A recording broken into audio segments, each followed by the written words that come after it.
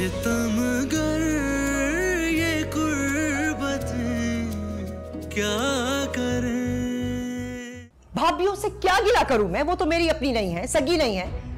उनकी किसी भी बात का बुरा क्या मनाऊं मैं? लेकिन मेरे भाई, मेरी दुआ है कि ऐसे नीच और धोखेबाज भाई लग किसी बहन को ना दे। इतना आसान नहीं है। पप्पो की मर्जी के बिना उनकी शादी करवा दे। हमारे लिए तो बस मुश्किलात ही है। तुम लोग लावारिस नहीं हो। इस घर में तुम लोगों का उतना ही हिस्सा है जितना बाबा और चाचा जान का। मेरे इनकार के बावजूद आप वहाब साहब के रिश्ते के लिए चली गई। जब मैंने मना किया था आपको तो क्यों गई? और मैंने भी आपसे कह दिया था कि अब वही होगा जो मैं चाहूंगी। शहरोज, बहुत कर लिया आपने अपनी मनमानी। क्या करना चाह रही हैं आप? ये सब कुछ करके आप तारीख में अपना नाम लिखवाना चाहती हैं। एक माजूर खातून ने अपने शोहर के सर पे हंसी खुशी सेहरा सजा दिया। सितमगर ये कुर्बतें क्या करें।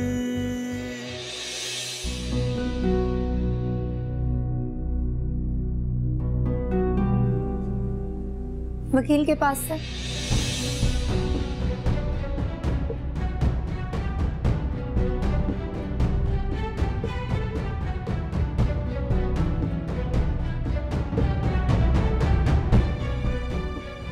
हाय हाय, दोनों ने निकाह तो नहीं कर लिया?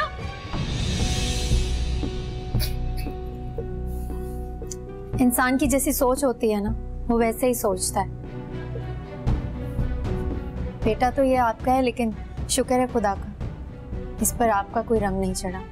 बकवास बंद करो और ये बताओ कि वकील के पास लेने क्या गए थे? अपना हक लेने। इस घर पर, इस जायदाद पर जितना आप लोगों का हक है, उतना ही मेरी माँ का भी हक है। तैयार हो जाएं आप लोग अदालत की पेशियां भुगतने के लिए।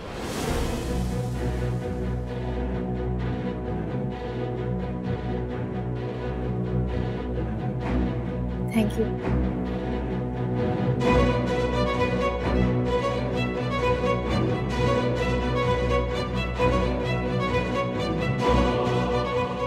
तो इसलिए तुम घर वापस आए?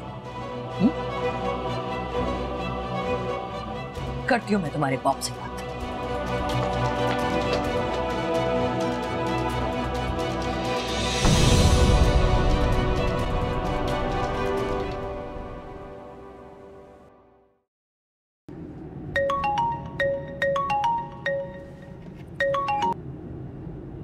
हेलो। जहां कहीं भी है ना, फौरन घर पहुंचे।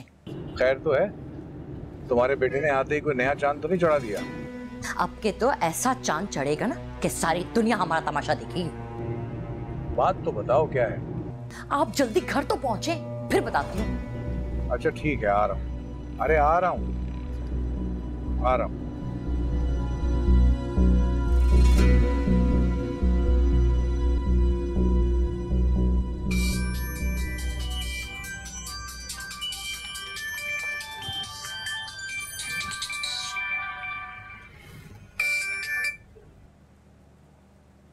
हेलो, अस्सलाम वालेकुम। वालेकुम अस्सलाम। ज़ैनब, कैसी हैं आप? नईमा बोल रही हूँ।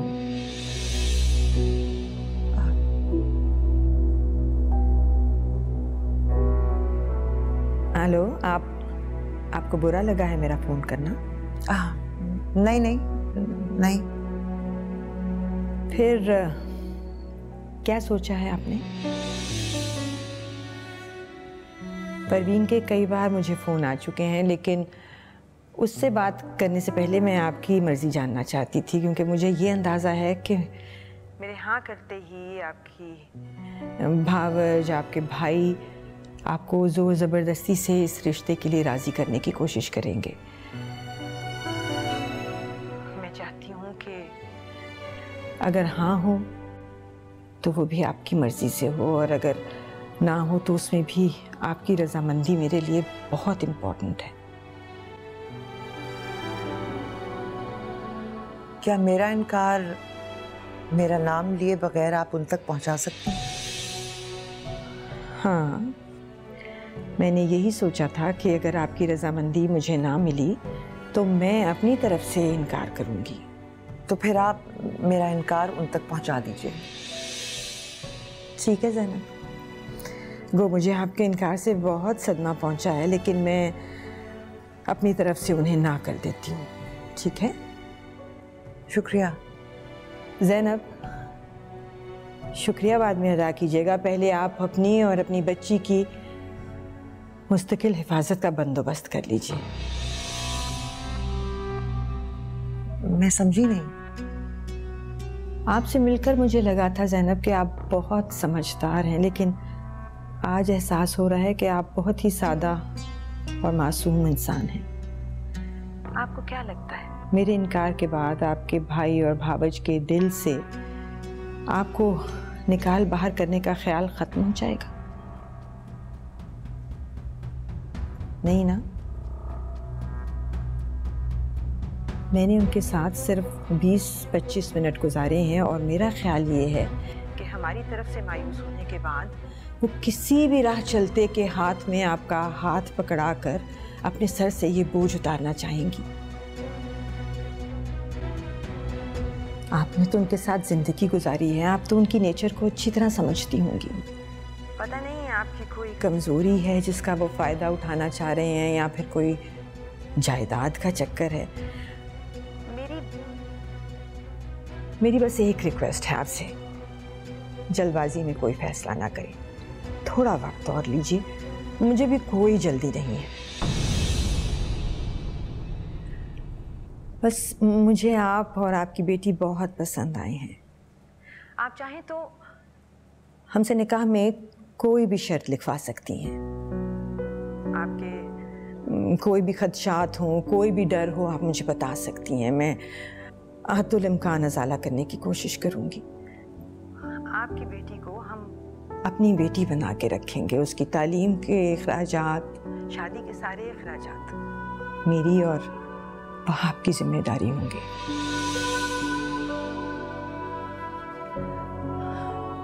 बाब बहुत अच्छे इंसान हैं ज़ैनब। इस बात का अंदाज़ा आप ऐसे लगा सकती हैं कि मैं खुद उनकी बीवी होकर आपको उनकी ज़िंदगी में शामिल करना चाहती हूँ।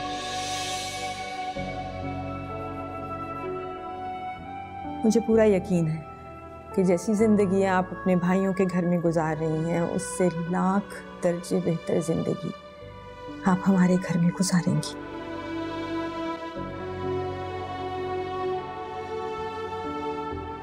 मुझे आपके जवाब का इंतज़ार रहेगा ज़ैनब। अपना ख्याल रखिएगा। अल्लाह हाफ़िज़।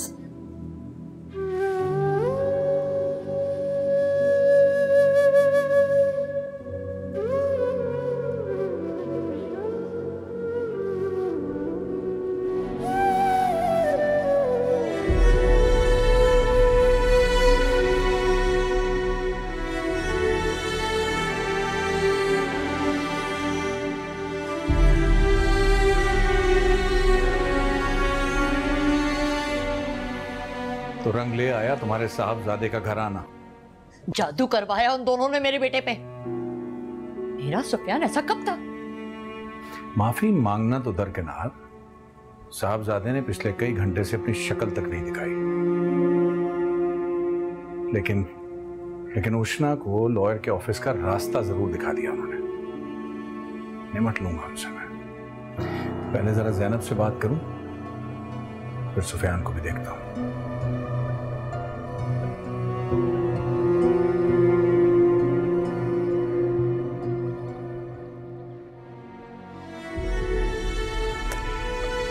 मामा चल खाना खा लो। भूख नहीं है मुझे, तुम खाओ। ऐसे कैसे भूख नहीं है? आपने कल से कुछ नहीं खाया। अगर ऐसे अब बीमार हो गई तो? होता ही तो नहीं है मुझे कुछ। कप्पा हो गया होता, अगर कुछ होना होता तो। मामा प्लीज ऐसी बातें तो मत करें। मेरी उम्र भी आपको लग जाए। आप इतनी जल्दी हार क्यों मान रही हैं? आप देखिएगा, बहुत जल्द सब ठीक हो जाएगा। कुछ ठीक नहीं होगा। क्या ठीक हो जाएगा। बहुत उलझ गई हूं मैं, उलझती ही चली जा रही हूँ। सुलझाने के लिए किसी सिरे को पकड़ने की कोशिश करती हूँ तो और उलझ जाती हूँ। कोई रास्ता दिखाई नहीं देता मुझे। इस मुश्किल में अल्लाह ताला ने डाला है, तो अल्लाह ताला ही हमें इस मुश्किल से निकालेगा। आज कॉलेज जाने की बजाय मैं लॉयर के पास गई थी। क्या? लॉयर के पास? क्यों? मैंने लॉयर को आपकी तरफ से केस फाइल करने के लिए कह दिया। हम आपकी प्रॉपर्टी के लिए केस करेंगे। ये जो लोग हैं ना, आपको और मुझे कमजोर, लावारिस समझते हैं, इसीलिए हम पर अपनी मर्जी के फैसले थोप रहे हैं ताकि वो इस बात से बाज आ जाएं। तुम्हें मुझसे पूछना तो चाहिए था, ऐसे कैसे चलेगी? मम्मा प्लीज, मैं जो करना चाहती हूँ मुझे करने दें।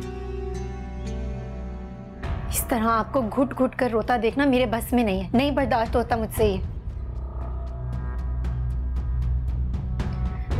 हम नहीं, ये लोग रोएंगे। सब इतना आसान नहीं है जितना तुम समझ रही हो। सब हो जाएगा। चलें खाना खाएं आप, बल्कि आज मैं आपको अपने हाथों से खाना खिलाऊंगी।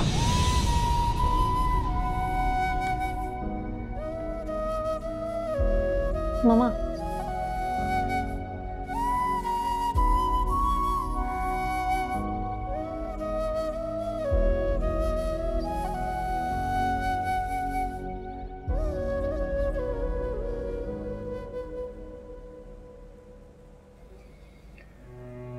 मैंने सुना है तुम्हारी बेटी लॉयर के पास गई थी मुझ पे मुकदमा दायर करने के लिए, जायदाद में हिस्सा हासिल करने के लिए। तुम उसे बता क्यों नहीं रही हो? उसे समझाओ कि उसके मुकदमे का कोई फायदा नहीं है, क्योंकि जायदाद में अडॉप्टेड बच्चों को कोई हिस्सा नहीं मिला करता। जिस दिन इस घर से बाहर कदम निकालना ना केस करने के लिए, उस दिन अपनी उस बच्ची का सर्टिफिकेट, बर्थ सर्टिफिकेट भी अपने साथ लेके जाना, दिखाने के लिए अदालत में। शादी नहीं करना चाहती ना करो, और अगर तुम मुझ पे मुकदमा करना चाहती हो जायदाद में हिस्से के लिए, वो तुम कर सकती हो। लेकिन ये याद रखना कि एक केस तुम मुझ पे करोगी और एक मैं तुम पे करूंगा, जिसमें मैं ये साबित करूंगा कि उष्णा तुम्हारी बेटी नहीं है। आगे तुम्हारी मर्जी।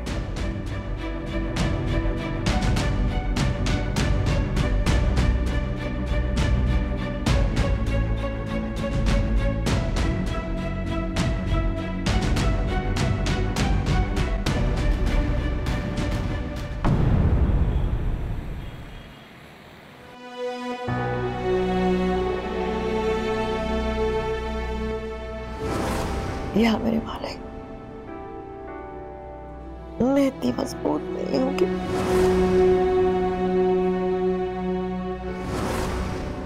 इतनी बड़ी आजमाइश से गुजर सकूं, सुरखरू हो सकूं।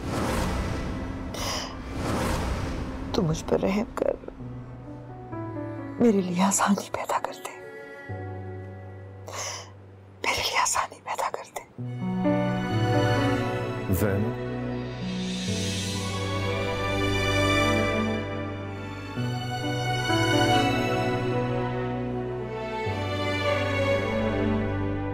तुम अपना ख्याल नहीं रख रही? मैं तुम्हारी सारी अज़ियतों से वाकिफ हूं, उन सब बातों से बाखबर हूं कि मेरे बाद तुम पर और उष्णा पर क्या गुजर रही है।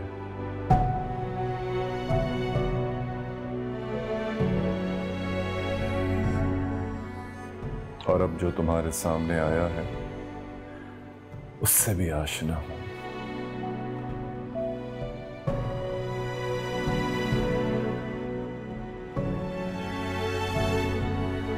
उसके साथ खुश रहोगी।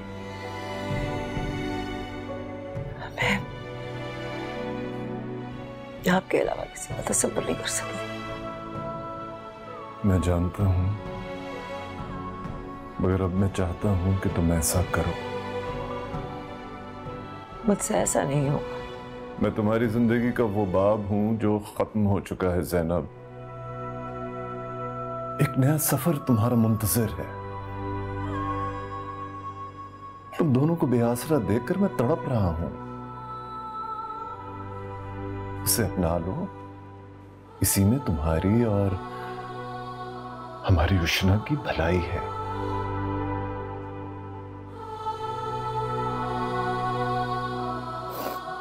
नहीं होगा मुझसे।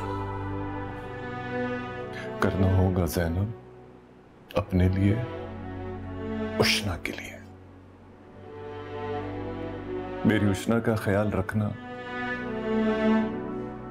हाँ कर देना उसे।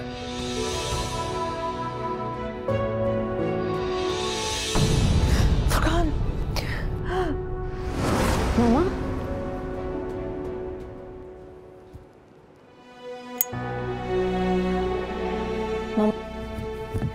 क्या हुआ आपको? बताएं ना। लगता है आपने कोई ख्वाब देखा है। मम्मा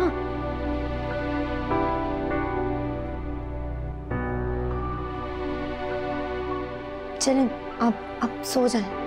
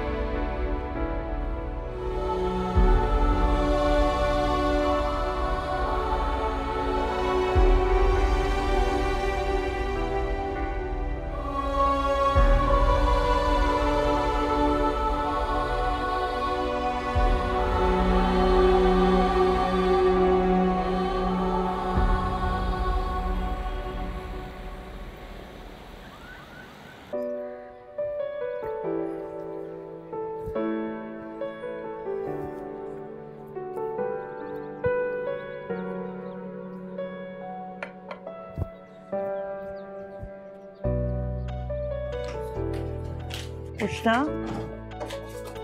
देखो मैं तुम्हारे लिए नाश्ता बना के लाई हूँ। आओ नाश्ता कर लो। मम्मा मुझे बहुत देर हो रही है। कहीं जा रही हो तुम? हाँ, वो मैंने एक दो स्कूल्स में अपनी सीवी ड्रॉप की थी, तो वहाँ से एक कॉल आई है, उन्हें एक टीचर की ज़रूरत है अर्जेंट। बस मैं इंटरव्यू के लिए जा रही हूँ। आप दुआ करें कि ये जॉब हो जाए। इधर आओ मेरे पास, बैठो इधर, बैठ जाओ। तुम्हें कहीं जाने की जरूरत नहीं है। पहले तुम आराम से नाश्ता करो, उसके बाद मेरे साथ पैकिंग करो। पैकिंग? इसका मतलब हम फिर कहीं शिफ्ट हो रहे हैं? लेकिन मम्मा, कहीं जाने के लिए भी तो पैसे तो चाहिए होंगे ना? जहाँ हम शिफ्ट कर रहे हैं ना, वहाँ हमें किसी चीज़ की ज़रूरत नहीं होगी, पैसों की भी नहीं। ऐसी कौन सी जगह है जहाँ आप जाएंगे तो पैसों की ज़रूरत नहीं होगी? मैंने वहाब साहब से शादी के लिए हाँ कहा। क्या क्या मतलब? आप कह क्या रही हैं? होश में हैं आप? और आप ऐसा सोच भी कैसे सकती हैं मम्मा, और क्यों? I don't believe this. उष्णा, मेरी बात सुनो और समझने की कोशिश करो। No!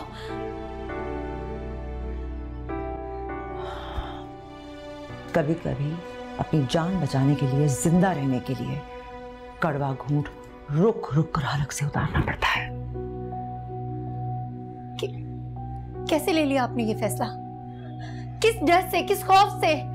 जब मैंने वकील से बात कर ली तो आप अपने कदम पीछे क्यों हटा रही हैं? चाहिए ना मुझे कुछ नहीं चाहिए। इस घर से, इस घर के लोगों से मैं ताल्लुक ही नहीं रखना चाहती, कुछ नहीं चाहती। क्यों? क्यों नहीं चाहिए? बताएं, किस डर की वजह से आप अपने कदम पीछे हटा रही हैं? मुझे कोई डर नहीं है, मुझे कोई खौफ नहीं है। झूठ झूठ मामा, आप बस झूठ बोल रही हैं। आप कुछ छुपा रही हैं ना मुझसे। I know, there's this one thing. मुमानी और मामू जान ने किस राज को छुपाने के लिए कहा है? वो बात बताएं मुझे, बताएं क्या बात है, किस वजह से आप कर रही हैं सब, बोले। बस करो, अपनी हद में रहो उष्णा। ये शादी का फैसला मेरा है और मैंने तुम्हें बता दिया है। नो मम्मा, प्लीज देखें, जरा सी मुश्किल है मम्मा, आप और मैं कुछ ना कुछ करके बहुत अच्छी ना सही, लेकिन हम एक जिंदगी तो गुजार सकते हैं। इतने में ही डर गई आप, इतना ही हौसला था आपके अंदर, क्यों बताएं? ऐसा मत करें। हाँ, मैं डर गई हूं। क्रिकेट की तरह ये अपने जिस तरह रंग बदलते हैं ना, इसको देखकर मैं डर गई हूं, खौफजदा, घबरा गई हूं। और ये बाहर की दुनिया बहुत जालिम है, नहीं समझ सकती। तुमने अभी इस दुनिया में को जज नहीं किया, कदम नहीं रखा बाहर। तुम नहीं समझोगी क्योंकि तुम्हारे बाबा ने तुम्हें कितना महफूज रखा हुआ था, कितने मजबूत थे।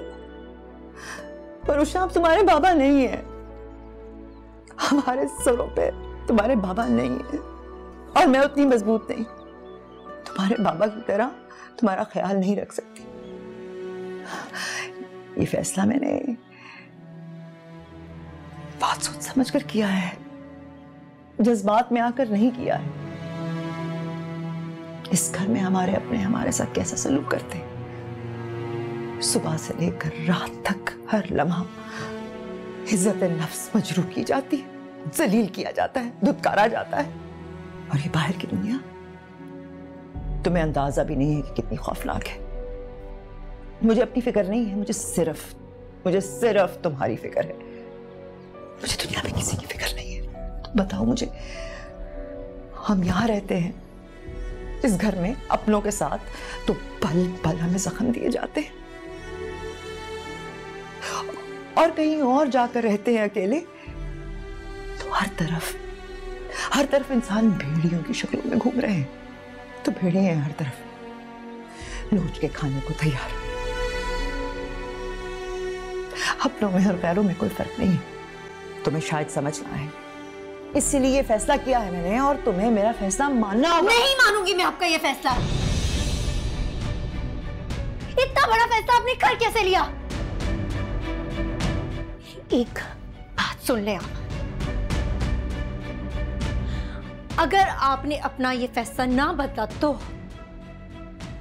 मैं ये घर छोड़कर चली जाऊंगी। कैसी बातें कर रही, कहां चली जाओगी तुम? मेरी बात सुनो उष्णा, उष्णा।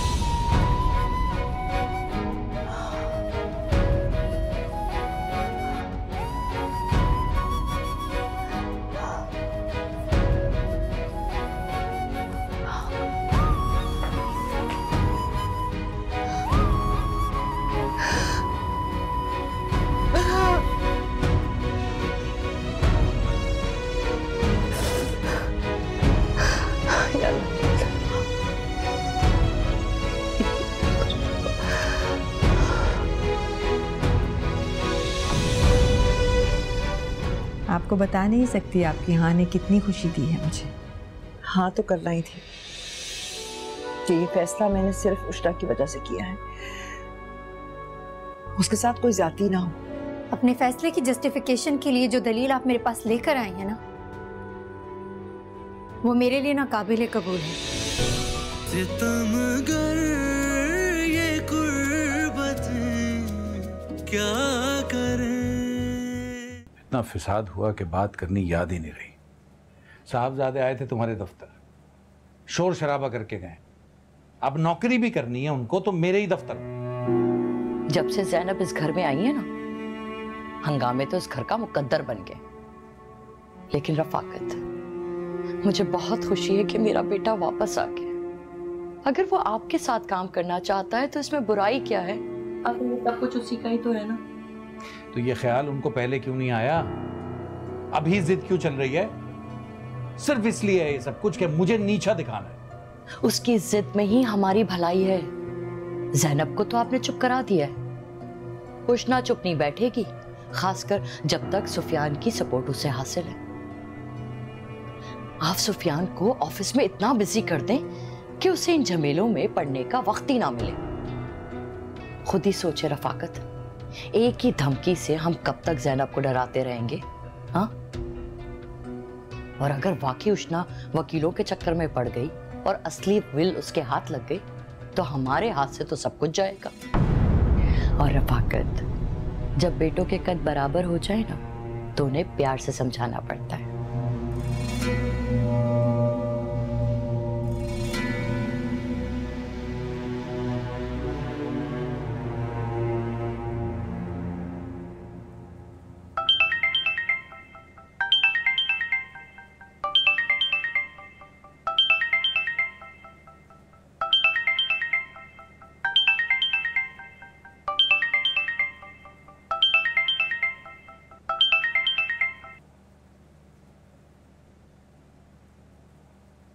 अस्सलाम वालेकुम।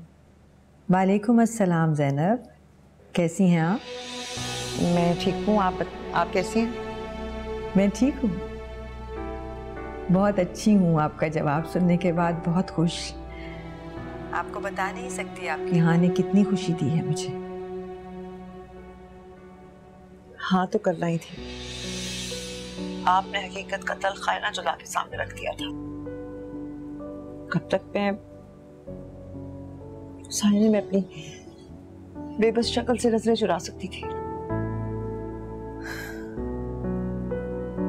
मुझे अंदाजा है कि इस वक्त ये फैसला आपके लिए सूली पे चढ़ने के मुतरादिफ था, लेकिन यकीन मानिए जब वो आप यहाँ आएंगी ना हमारे घर, खुद को बहादुर और अपनी बेटी को महफूज देखेंगी तो मुश्किल घड़ी का ये फैसला आपको इस वक्त का बेहतरीन फैसला लगेगा।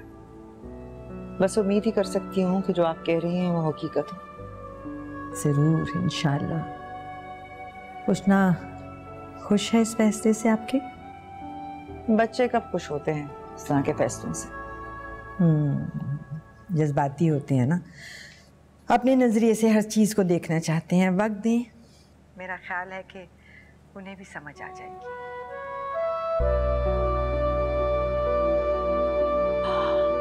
आप समझ सकती हैं ना कि ये फैसला मैंने सिर्फ उष्णा की वजह से किया है, उसके साथ कोई ज्यादती ना हो। आप बिल्कुल फिक्र मत करें, मुझे अल्लाह ने एक बेटा दिया है। मैं समझती हूँ कि मुझे एक बेटी भी मिल गई।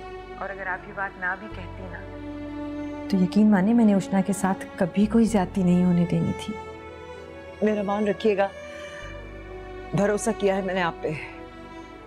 इंशाल्लाह।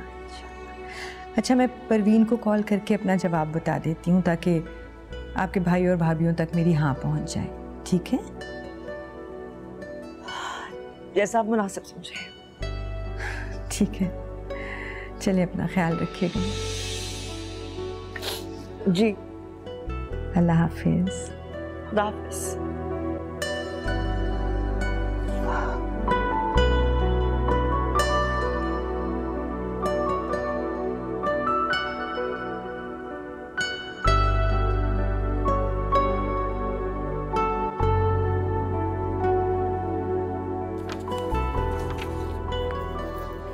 जी बाबा, आपने बुलाया था? बैठो। तो मैं इस्लामाबाद जाना है एक हफ्ते के लिए। इस्लामाबाद? लेकिन क्यों? क्यों का क्या मतलब है भाई? ऑफिस का काम है, जाना है। देखिए, आप प्लीज मेरी जगह किसी और को भेज दें, मैं नहीं जाऊंगा। आपके दफ्तर में और भी बहुत काबिल लोग हैं। देखो सुफियान, जब तक तुम इस ऑफिस में नहीं थे ना, ये ऑफिस चल रहा था और तुम्हारे बाद भी चल सकता है।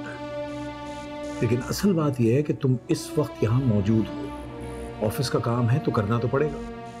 ऐसे करोगे नौकरी? ऐसे सीखोगे बिजनेस? जो सीखना है बाबा, मैं यहां पे रह के सीख लूंगा ना। अब प्लीज मेरी जगह किसी और को भेज दें।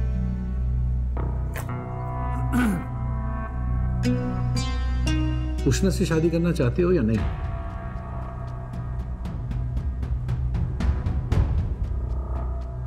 जी करनी है।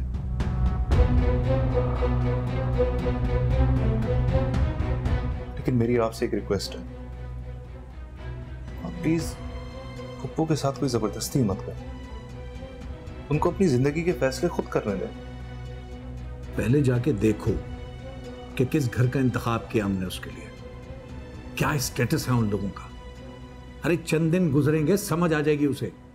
ज़ैनब अपने मुंह से तारीफ करेगी उस आदमी की। क्या तुम उष्णा को शादी के बाद एक अच्छा स्टेटस, एक अच्छी लाइफ देना नहीं चाहते? तो ज़ैनब का क्या कसूर? जहां तक मैं आपकी बात समझ रहा हूं, आप मेरे और उष्णा के रिश्ते के लिए मान गए हैं। हाँ मान गया। और कोई चॉइस है मेरे पास? बेटे की ख्वाहिश यही है, खुशी यही है, तो बिलाखिर बाप ने मानना ही है। मामा मना लूंगा उसको भी मैं, तुम रईसा की फिक्र ना करो। तुम सिर्फ कंसंट्रेट करो अपने बिजनेस पे, फोकस करो अपने काम पे। तुम क्या चाहते हो? किस मुंह से जाके मैं ज़ैनब से उसकी बेटी का हाथ मांगू? उसके लिए तुम्हें तवज्जो से अपने कारोबार पे ध्यान देना पड़ेगा। और रही बात ज़ैनब के हिस्से की, तो मैं कर रहा हूं कुछ इंतजाम, बहुत जल्द हम उसके पैसे भी उसको दे देंगे। ठीक है बाबा, मैं जाने के लिए तैयार हूं। गुड, जाओ जाके इस्लामाबाद जाने की तैयारी करो। तुम्हें कब किससे मीटिंग करनी है, क्या बात करनी है, मैं तुम्हें बाद में ब्रीफ करूंगा। समझ में आ गई बात? जाओ। ठीक है। और हाँ, एक बात का ख्याल रखना, तुम्हारी और उष्णा के रिश्ते की बात अभी किसी को ना पता चले, और तुम्हारे मुंह से तो बिल्कुल ना पता चले। जब मैं मुनासिब समझूंगा मैं खुद बता दूंगा जिसको बतानी है। तुम उष्णा से भी अभी कोई बात नहीं करोगे इसके मुताबिक? ठीक है, आप फिक्र मत करें, नहीं करूंगा। ठीक है, जाओ। ओके।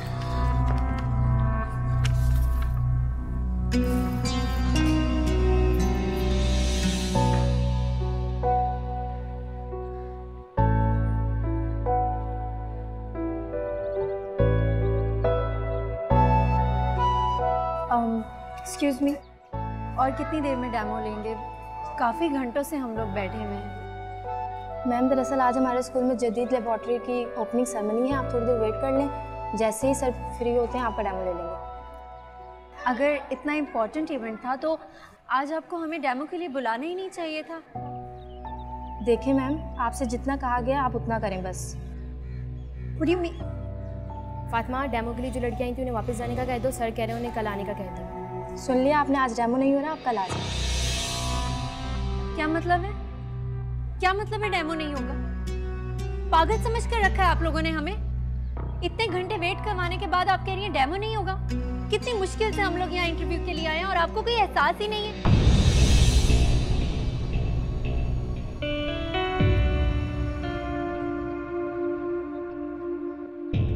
Hello sir. हेलो, क्या चाल है आपका?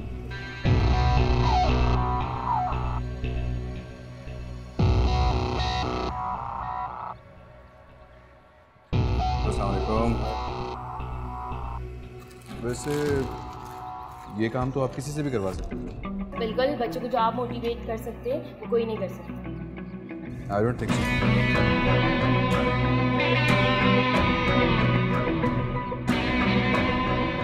मेहमानों के सामने अच्छी खासी इंसल्ट करवा दी आपने हमारी। अब इनके जाने के बाद सर हमारी क्लास लेंगे। क्लास तो वाकई आपकी बहुत अच्छी होनी चाहिए, इस तरह लोगों को बुलाकर उनकी मजबूरी का मजाक उड़ाने के लिए।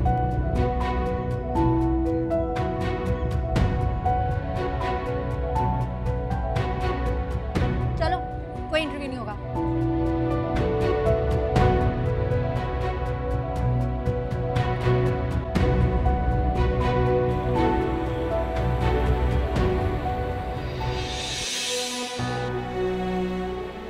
क्या जरूरी है कि मैं जहां भी जाऊं पहले से ये राजा बनके खड़े हुए?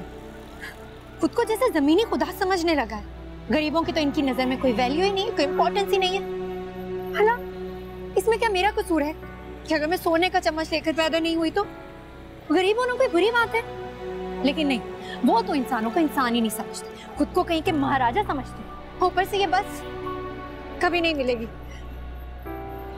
गरीब इंसान की तो कोई औकात ही नहीं। चलते चलते पैरों में दर्द हो गया, ना रिक्शा मिल रहा हो ना बस। लेकिन कोई एक दिन इसे ऐसा सबक सिखाऊंगी कि जिंदगी भर याद रखेगा।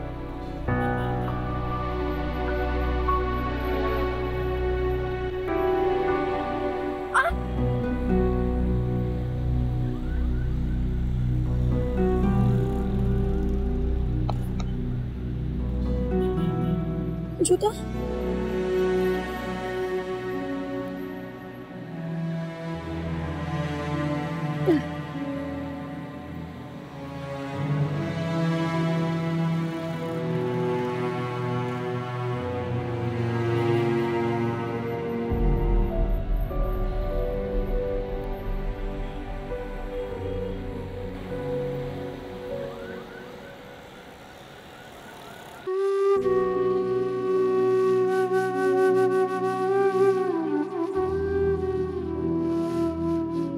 सामने।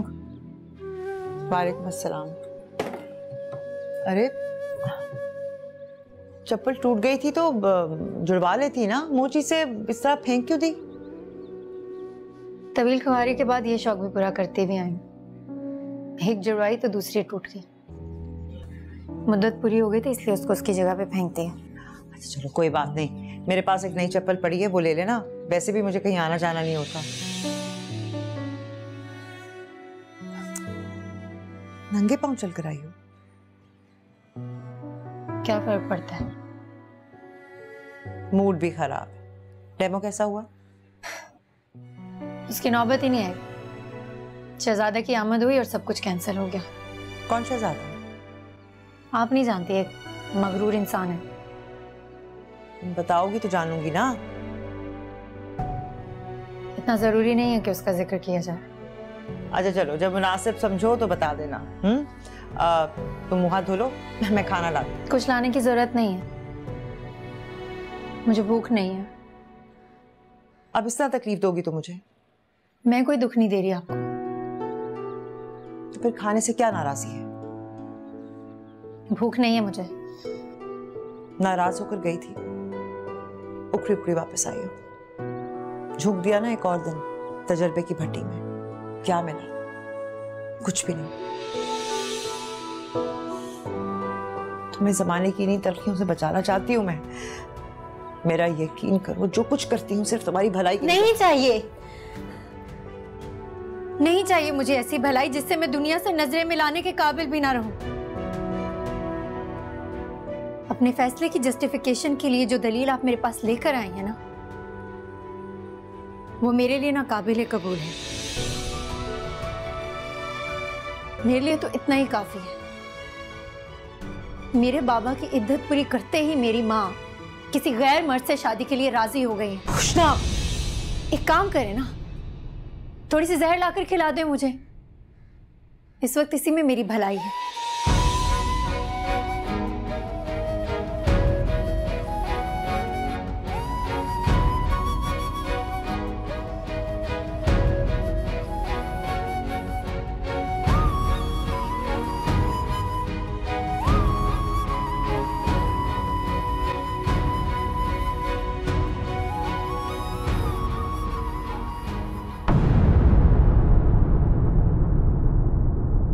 सितमगर ये कुर्बत क्या करे।